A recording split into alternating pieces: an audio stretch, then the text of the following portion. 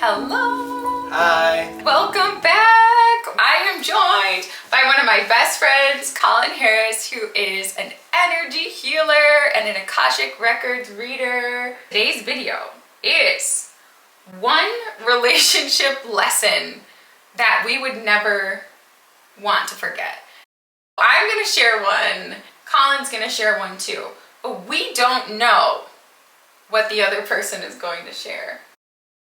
Colin, what is one relationship lesson that you have learned on your journey that you never, ever want to forget? That it takes two people to make a relationship work. No matter how much work you do on yourself, you can't make a relationship work if the other person doesn't want to make it work. Both people have to want it. As soon as you know somebody doesn't want it, it's time to exit. 100%. And sometimes if you are pretty magical, or if you do know a lot and you're pretty woke about love and relationships, you might have the sense, if I just do everything right, if I do everything right, like I can carry the relationship for both of us. I know I believe that at certain points on my own journey. And over again, life showed me that that isn't true. Yep. Yeah, like both people have to want to create a relationship together. Both people have to want to create a similar type of relationship. Yes.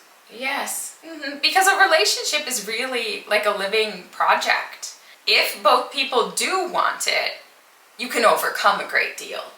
But if one person wants to create it and the other person doesn't, no matter how much magic you have, it will not fundamentally sustain. That's truth. That's facts. That's a good one, Colin. Mine's not actually that good. This is, Personal. this is personal. So like in my next life, like what do I want to remember for me? Mine is trust in your feelings. It could be a friendship relationship or a family relationship or a coworker relationship. I have got a feeling. Whether the feeling is like, oh, I can trust this person, they're a good person, or whether the feeling is like, something about this is really off. I have found over and over again in my journey, especially at the beginning part, I had true and accurate feelings. And I would often, maybe because on paper the person was someone I should have gotten along with, or because I felt inside myself like I was being judgmental or stuff, I would use my mind to talk myself out of my inner knowing. I've just gotten into so much unnecessary trouble because I tend to judge myself. Like if I get a negative feeling about someone, I'll be like, inside I'll be like, no, don't think that way. They're very nice and here's like a million reasons why. I think of a book that my astro twin, you guys, I actually got to know my astro twin who was born on the same day as me. She recommended a book to me that was called The Gift of Fear. And it was all about learning to trust like the instinctual fear feelings when we have them. And if you meet someone and it gives you you get really like, get the chills or like it really freaks you out, it may be okay not to get to know that person. Would you trust that like first gut instinct versus, let's say you're in a relationship with somebody for 2 years and then you get a feeling inside? Would you always go back to like that very first gut instinct?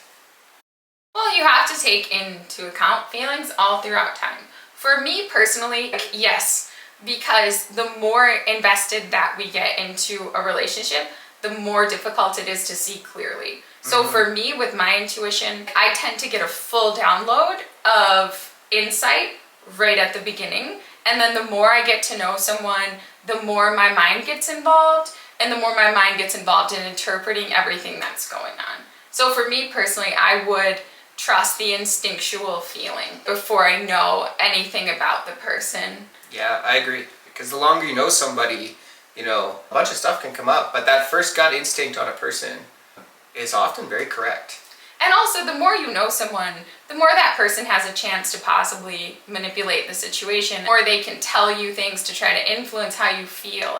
The physical body is sort of like an animal, kind of. It has like an instinct, sort of in the same way that like a lion has an instinct, or like a bunny, or something like that.